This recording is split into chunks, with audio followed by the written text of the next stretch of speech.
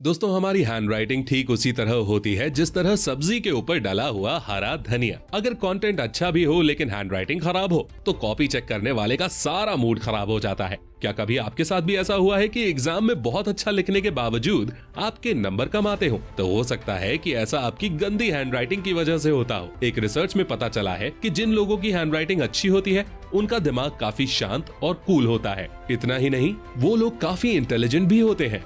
तो दोस्तों, अगर आपकी हैंडराइटिंग अच्छी नहीं है तो आपको परेशान होने की जरूरत नहीं, क्योंकि आज का ये वीडियो सिर्फ आपके लिए ही है। आज के इस वीडियो में हम जानने वाले हैं कि हैंडराइटिंग कैसे सही करें और कम से कम समय में इसे और ज्यादा कैसे इंप्रूव करें। तो दोस्तों, आज फिर जबरदस्त वैल्यू ऐड करेंगे आपकी लाइफ में। So let's begin. दोस्तों, हैंडराइटिंग ठीक करने के बहुत सारे तरीके हो सकते हैं, लेकिन आज के इस वीडियो में हम कुछ ऐसे वैल्यूएबल और जेन्युइन तरीकों पर बात करेंगे जो बहुत ही प्रैक्टिकल हैं और इन्हें फॉलो करके आप आसानी से अपनी हैंडराइटिंग इंप्रूव कर सकते हैं।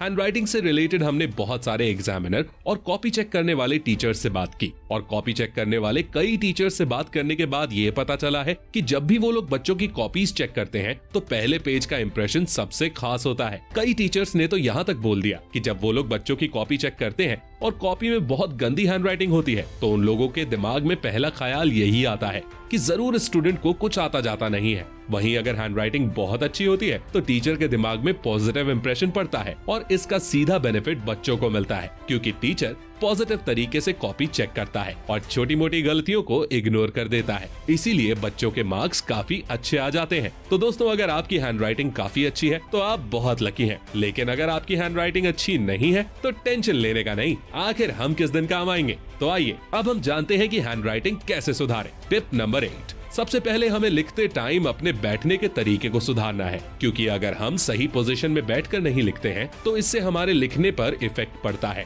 और हमारी हैंडराइटिंग अच्छी नहीं बन पाती है। अगर हमारी बैठने की पोजीशन सही है तो हम अच्छी हैंडराइटिंग बना सकते हैं। इसीलिए जब भी आप कुछ लिखें तो पूरा कंफर्टेबल होकर ही लिखें। हम लोग अक्सर देखते हैं कि कई लोग कॉपी को टेढ़ा करके लिखते हैं, ऐसे में उनकी हैंडराइटिंग भी टेढ़ी हो जाती है। और कई लोग तो ऐसे भी होते हैं जो टेबल के ऊपर सिर रख कर लिखते हैं। अब आप खुद बताइए, अगर कोई बंदा टेबल के ऊपर सिर रखकर और गर्दन को झुकाकर लिखेगा तो उसकी हैंडराइटिंग भला कहां तक अच्छी आएगी। इसलिए आपको ऐसी गलती बिल्कुल भी नहीं करनी है और लिखते समय एक सही पोजीशन में बैठना है। हमारी पोजीशन कुछ इस तरह होनी चाहिए जिससे लिखते समय हम बिल्कुल कंफर्टेबल महसूस करें।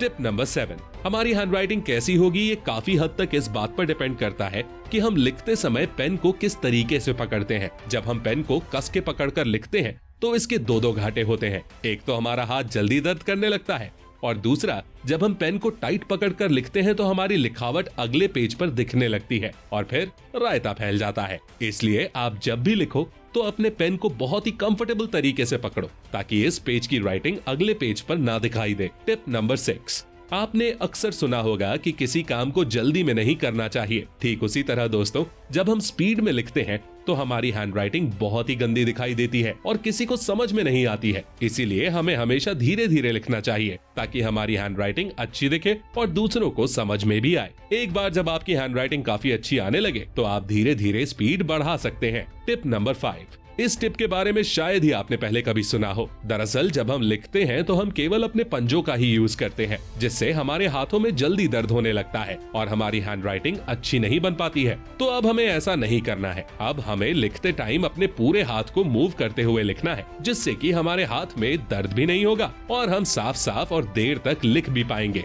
इसे ट्राई करके देखिए, आपको जबरदस्त फायदा होगा। Tip number 4। हम अगले पॉइंट पर बात करें उससे पहले मैं आपसे एक सवाल पूछना चाहता हूँ। इमेजिन कीजिए किसी कमरे के अंदर बहुत सारी बॉल्स डली हुई हैं जो इधर उधर बिखरी हुई हैं। वहीं दूसरी तरफ बगल वाले कमरे में बहुत सारी बॉल्स हैं जो बिल्कुल लाइन से रखी हुई हैं। अब आप खुद सोचिए, दोनों में से कौन सा कमरा देखने में अच्छा लगेगा? ऑफ कोर्स जिस कमरे में बॉल्स को अच्छी तरह से सेट किया गया है वो कमरा देखने में ज्यादा अच्छा लगेगा। इसी तरह हमारी राइटिंग में भी होता है। अगर हम लिखते समय वर्ड्स के बीच एक जैसे गैप नहीं रखेंगे तो हमारी हैंडराइटिंग देखने में अच्छी नहीं लगेगी। लिखते टाइम हमें शब्दों के बीच में गैप देना है और कोशिश करनी है कि सभी शब्दों के बीच में समान गैप हो, जिससे हमारी हैंडराइटिंग साफ और अट्रैक्टिव दिखाई देगी। कई बार क्या होता है ना कि हम शब्दों के बीच बहुत कम गैप रखते हैं या फिर बहुत ज्यादा गैप रखते हैं, जिससे हैंडराइटिंग उतनी अट्रैक्टिव नहीं लगती। वहीं अगर हम सभी शब्दों के बीच एक निश्चित गैप रखेंगे तो हमारी हैंडराइटिंग काफी अट्रैक्टिव लगेगी। Tip number 3।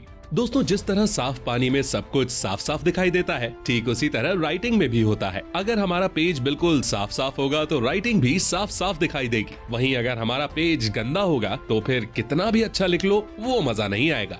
अब आप इन दोनों हैंड राइटिंग को ही देख लीजिए। पहली हैंड राइटिंग में पेज काफी गंदा है, इसलिए राइटिंग अच्छी नहीं लग रही। लेकिन दूसरी हैंड राइटिंग में पेज बिल्कुल साफ सुथरा है, इसलिए हैंड राइटिंग काफी अट्रैक्टिव लग रही है। टिप नंबर 2, करत करत अभ्यास के जड़मती होत सुजान। ये कहावत तो आपने जरूर सुनी होगी। हमारी ये एडवाइस भी इसी कॉन्सेप्ट पर बेस्ड है, क्योंकि प्रैक्टिस करके ही हम किसी चीज को परफेक्ट कर सकते हैं। आपने भी कई बार देखा होगा कि जब आप काफी दिनों तक कुछ भी नहीं लिखते हैं तो आपकी हैंड राइटिंग बिगड़ जाती है और आपको लिखने में दिक्कत होती है। इसलिए रोज रोज कुछ न कुछ लिखते रहें। मेरे साथ भी सेम यही दिक्कत होती थी, इसीलिए पेपर शुरू होने के कुछ दिन पहले से ही मैं लिखने की प्रैक्टिस शुरू कर देता था और पेपर आते आते मेरा हाथ बिल्कुल एडजस्ट हो जाता था और मैं पेपर में बहुत अच्छा लिख पाता था। आप लोग भी इस फॉर्मूला को ट्राई कर सकते हैं। टिप नंबर 1, दोस्तों, एक बात तो बिल्कुल पक्की है कि अगर बंदूक अच्छी होगी तो फायर भी अच्छा ही होगा, और अगर बंदूक अच्छी नहीं होगी तो फायरिंग भी अच्छी नहीं होगी। ठीक इसी तरह पेन के साथ भी होता है। अगर हमारा पेन अच्छी क्वालिटी और ब्रांडेड कंपनी का होगा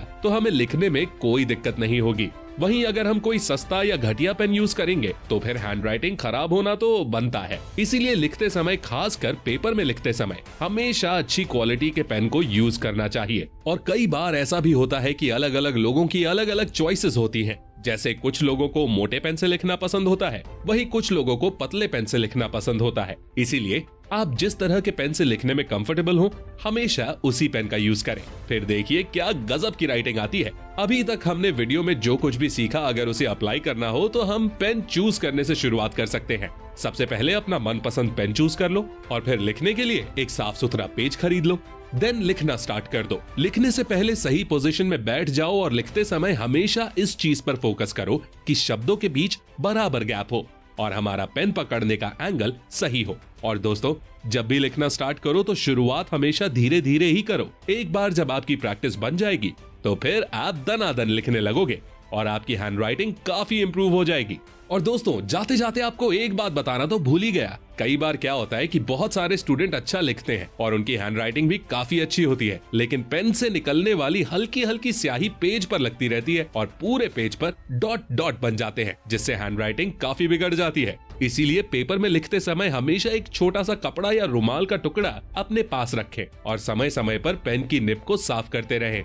दोस्तों, इस वीडियो की मदद से हमने आपकी लाइफ में अच्छी हैंडराइटिंग नाम की एक बहुत ही वैल्यूएबल चीज ऐड की है और बदले में हमें आपसे ज्यादा कुछ नहीं, बस एक लाइक चाहिए। इतना तो बनता ही है। दोस्तों, हमारे साथ अंत तक बने रहने के लिए बहुत बहुत शुक्रिया। अगर आपको हमारा ये वीडियो पसंद आया है तो कमेंट में जरूर बताएं और साथ ही इस वीडियो को लाइक और शेयर जरूर करें। साथ ही ऐसी और वीडियोस देखने के लिए हमारे चैनल को सब्सक्राइब करें और बगल में बने बेल आइकन पर भी क्लिक करें, जिससे हमारे आने वाले वीडियोस को भी आप देख सकें।